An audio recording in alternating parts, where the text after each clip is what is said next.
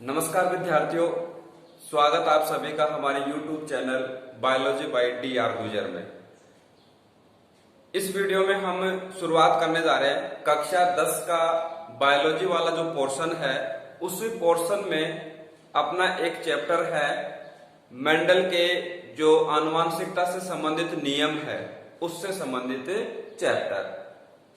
RBSC Rajasthan जो board है उसके सिलेबस में चैप्टर संख्या 3 पर आनुवंशिकी के नाम से एक ये चैप्टर आपको पढ़ना है और बहुत ही सिंपल सा लॉजिक चैप्टर है, आसानी से समझ में आएगा आपको और ज्यादा इसमें रटने वाली चीजें नहीं है, समझने वाली चीजें हैं। कुछ परिभाषाएं केवल उनको याद करना है, बाकी चीजें आपको समझनी है। तो शुरुआत करते हैं हम।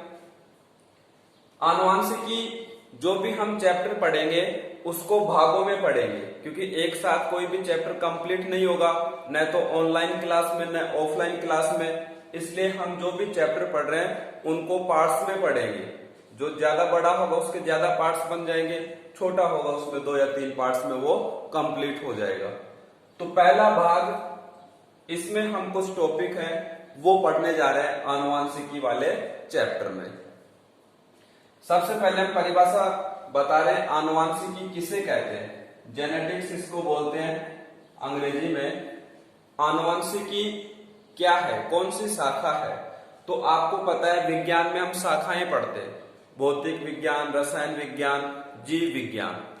तो जीव विज्ञान की एक शाखा है जेनेटिक्स। तो जीव विज्ञान है उसकी वह शाखा जिसमें सजीवों के लक्षणों की आनुवंशिकता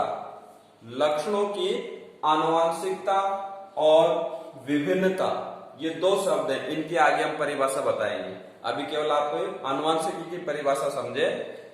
जीव विज्ञान की वह शाखा जिसमें सजीवों के लक्षणों की आनुवंशिकता और विभिन्नता का अध्ययन करते हैं, तो उस शाखा को हम कहेंगे आनुवंशिकी या अंग्रेजी में जेनेटिक्स।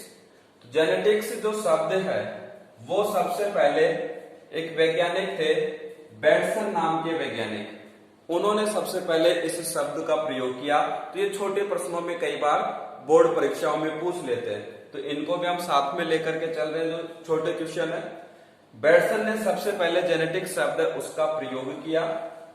जेनेटिक शब्द है उसकी उत्पत्ति कैसे हुई? जो विज्ञान है उसमें अधिकांशतः ग्रीक भाषा चलती है और ग्रीक भाषा में जीन है, जो लक्षण है उनके लिए उत्तरदायी जो कारक है उनको हम जीन बोलते हैं। तो जीन शब्द से क्या बना है? जेनेटिक्स बना है। नेक्स्ट परिभाषा है, यहां पर परिभाषा हमने पढ़ ली आनुवंशिकी जेनेटिक्स, जीव विज्ञान की कौन सी शाखा है वो हमें पता चल गया। पर यहाँ पर 2 शब्द आए, उन 2 शब्दों की भी आपको परिभाषा या अर्थ समझना है। लक्षणों की आनुवंशिकता, तो आनुवंशिकता तो किसे कहेंगे और विभिन्नता किसे कहेंगे, ठीक है। और आनुवंशिक जो लक्षण है वो क्या है, तो यहां पर हम बात कर रहे हैं। आनुवंशिकता का अर्थ है कि जो सजीवों में लक्षण है वो एक पीढ़ी से अगले पीढ़ी में जाएंगे, ठीक है, माता पिता से संतान में जाएंगे। और विभिन्नता की हम बात करें तो कोई भी जो माता पिता है और संतान है वो हूबहू बिल्कुल सेम टू सेम समान नहीं होते, चाहे वो आकारिकी हो, शारीरिकी हो, लक्षण हो, तो उनमें कोई ना कोई अंतर होता है। तो उस अंतर को क्या बोलते हैं? विभिन्नता। तो हम बात करेंगे आनुवंशिक लक्षण क्या है, आनुवंशिक लक्षण किन्हें कहेंगे। तो आपको पता है जनन के कई प्रकार है, अलैंगिक, लैंगिक। तो जो सजीव हैं, उच्च श्रेणी के जीव हैं, उच्च श्रेणी के जीवों में कौन सा जनन होता है? लैंगिक जनन। और लैंगिक जनन का अर्थ है नर और मादा युग्मक बनते हैं, शुक्राणु और अंडाणु बनते हैं, उनका संलयन जिसको हम निषेचन बोलते हैं, तो वो है कौन सी प्रक्रिया? लैंगिक जनन। तो आनुवंशिक लक्षण किन्हें कहेंगे? सजीवों में लैंगिक जनन की क्रिया होती है, उस समय युग्मकों द्वारा शुक्राणु और अंडाणु युग्मकों द्वारा विभिन्न लक्षणों का एक पीढ़ी से अगली पीढ़ी में, फिर अगली से उससे अगली पीढ़ी में, इसको बोलते हैं पीढ़ी दर पीढ़ी। सदियों में लैंगिक जनन की क्रिया के समय युग्मकों द्वारा विभिन्न लक्षणों का पीढ़ी दर पीढ़ी संचरण मतलब पहुंचते रहते हैं, संचरण होता रहता है। तो इन लक्षणों को हम क्या कहेंगे? आनुवांशिक लक्षण। जो लक्षण पीढ़ी दर पीढ़ी नहीं पहुंचते हैं उनको हम आनुवांशिक लक्षण नहीं कह सकते, केवल उन लक्षणों को आनुवांशिक लक्षण कह सकते हैं जो एक पीढ़ी से अगली पीढ़ी में पहुंच पाते हैं। ठीक है, इसका भी हम आगे बात करेंगे, उदाहरण आएंगे आगे।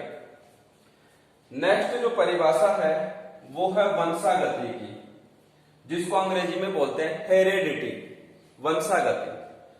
वंशागति क्या है? एक पीढ़ी से अगली पीढ़ी में पहुंचना। तो परिभाषा क्या होगी? आनुवांशिक लक्षण है, आनुवांशिक लक्षणों का जनक पीढ़ी से मतलब माता पिता से संतति पीढ़ी, संतान में जो संचरण है मतलब पहुंचना है, उसे हम क्या कहेंगे? वंशागति।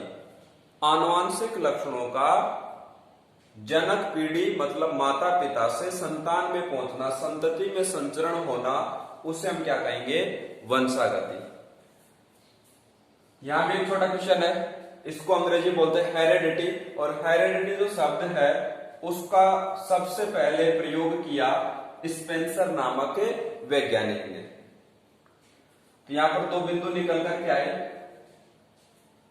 एक ही जाति के सदस्यों में परस्पर विभिन्नता, ये तो हमने बताया कि भाई एक ही जाति के जो सदस्य हैं, मानव जाति, हमारे माता पिता हम संतान है, वो भी हूबहू समान नहीं है। तो ये क्या कहलाता है? विभिन्नता। ये तो हमें पता चल गया विभिन्नता कहते किसे। अब विभिन्नता का कारण क्या है, वो कारण बताया हमने। उच्च श्रेणी के जो जीव हैं उनमें कौन सा जनन होता है?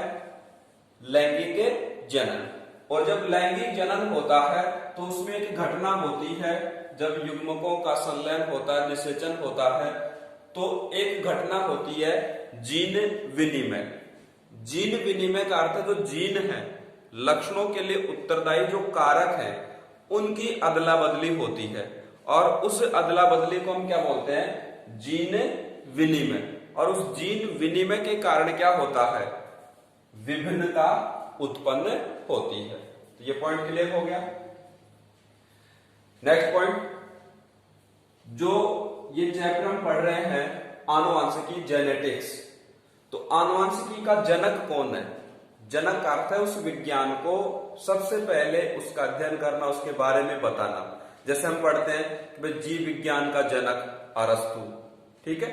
तो ग्रेगर जॉन मेंडल, ये इनका पूरा नाम था। इनको हम क्या बोलते हैं? आनुवांशिकी का जनक, द फादर ऑफ जेनेटिक्स। आनुवांशिकी का जनक बोलते हैं। इन्होंने क्या किया?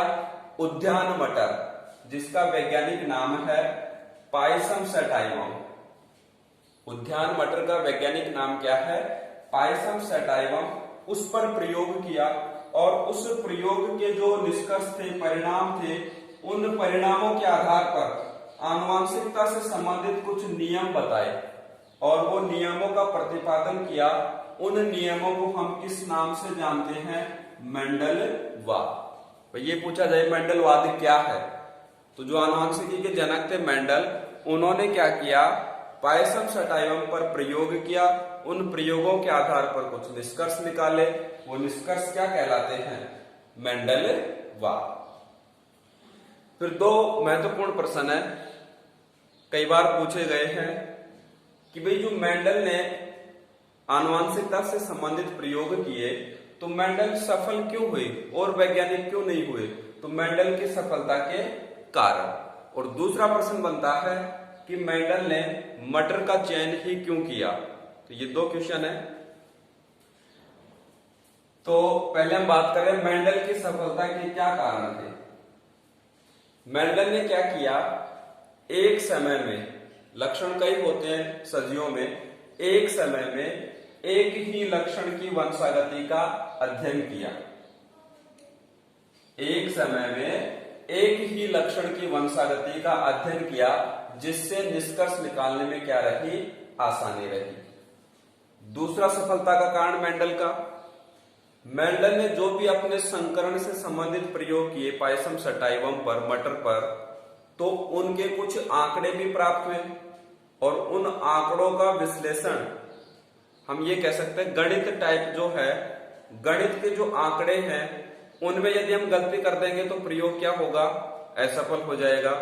तो वो गणित के भी जानकार थे, तो प्रयोग के जो आंकड़े तथ्य प्राप्त हुए उनका सांख्यिकीय विश्लेषण, मतलब उनकी गणना करने में उन्होंने कोई त्रुटि नहीं की। ये दूसरा कारण था मेंडल की सफलता का। तीसरा कारण, मेंडल ने जो पादप का चुनाव किया, कौन से पादप का किया, मटर का, पायसम सटाइवम का, वो बहुत ही सोच समझ करके किया और वो इस अगले प्रश्न में हम बताएंगे कि उसका चयन क्यों किया। तो ये तो हो गए कारण सफलता के। फिर बात आती है कि जो मेंडल वैज्ञानिक थे, आनुवंशिकी के जनक, उन्होंने मटर का चयन क्यों किया और किसी अन्य पादप का चयन क्यों नहीं किया। तो उसका कारण क्या था कि जो मटर है वो 1 वर्षीय पादप है, और जो 1 वर्षीय पादप है तो उसका जीवन चक्र छोटा है, और जीवन चक्र छोटा है तो उसको हर साल हम उगा करके और उसमें जो भी निष्कर्ष निकलते हैं प्रयोग कर सकते हैं। यदि कोई का लंबा जीवन काल है तो उसकी अगली पीढ़ी प्राप्त करने में बहुत समय लगेगा। तो एक कारण ये था मटर का चयन करने का।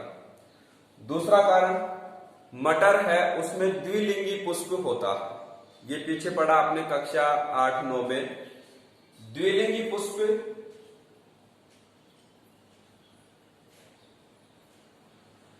जिसमें क्या हो, दोनों जननांग, नर जननांग भी, मादा जननांग भी, पुंकेसर, स्त्री केसर, उसको बोलते हैं क्या, द्विलिंगी पुष्प। और द्विलिंगी पुष्प है उसकी जो लाभ है वो क्या मिला कि उसमें स्वपरागण हो सकता है। द्विलिंगी पुष्प है तो उसका क्या लाभ मिला, स्वपरागण हो सकता है, आसानी से हो जाएगा।